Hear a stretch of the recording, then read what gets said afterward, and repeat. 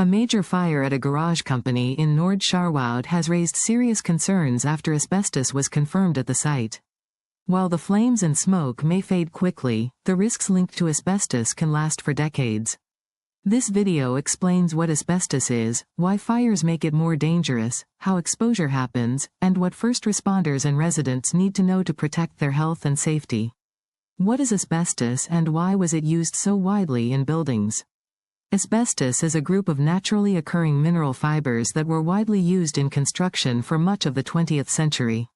It was valued because it resists heat, fire, and chemicals, and because it provides strong insulation.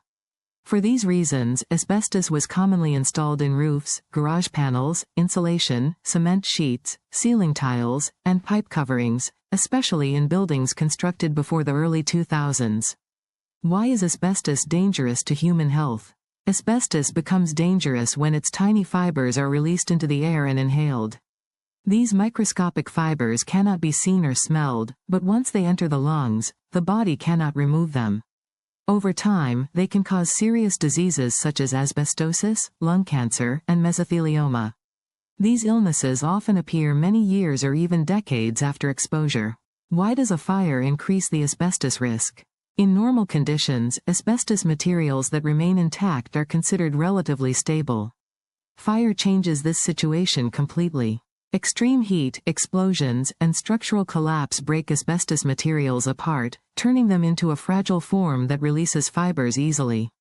Smoke plumes and wind can then spread these fibers far beyond the original fire site, contaminating air, soil, and surfaces.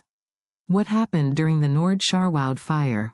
During the fire at the garage company in Noord-Scharwoude, asbestos-containing materials were damaged and burned.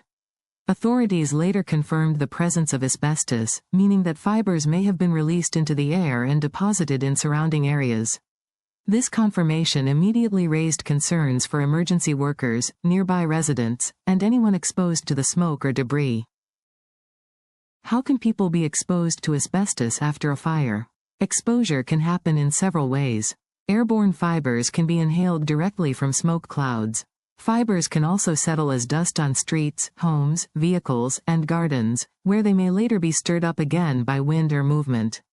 Handling debris, ash, or damaged building materials without protection greatly increases the risk of inhalation. Why asbestos exposure is urgent even if symptoms appear later. Asbestos-related diseases rarely cause immediate symptoms. Someone may feel completely fine after exposure, which can create a false sense of safety. However, higher levels of exposure increase the likelihood of developing serious illness many years later. This is why preventing exposure immediately after a fire is critical, even when no one feels sick. Why first responders face higher risks? Firefighters and emergency crews are often closest to the source of contamination. Standard firefighting equipment is designed to protect against heat and smoke, not microscopic asbestos fibers. Without specialized protection, responders may inhale fibers or carry contamination on their clothing, tools, and vehicles. What protective measures are required for first responders? Proper protection includes full-face respirators equipped with high-efficiency filters, disposable protective suits, gloves, and boot covers.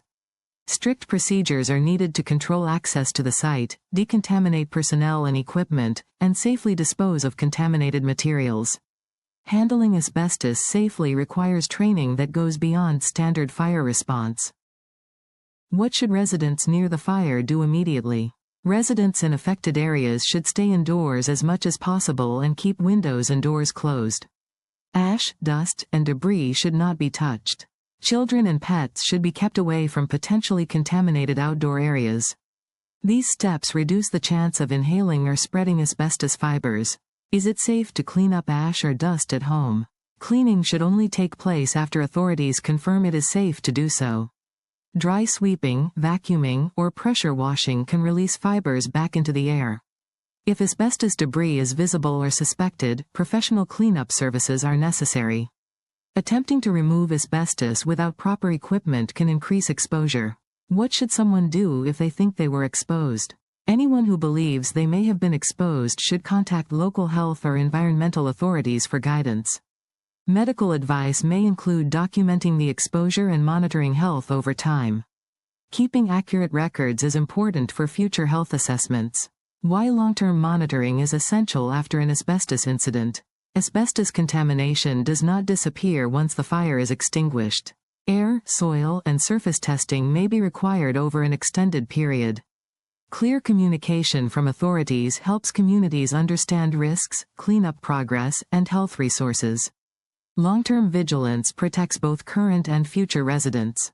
Finally, the Noord-Scharwoude fire highlights how hidden dangers can remain long after flames are gone. Asbestos is invisible, persistent, and capable of causing serious disease many years after exposure.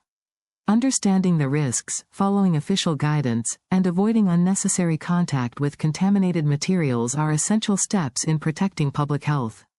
If you found this information helpful, please share it so others can stay informed. Like the video to support accurate public safety content, and subscribe to the channel for ongoing updates and educational reports.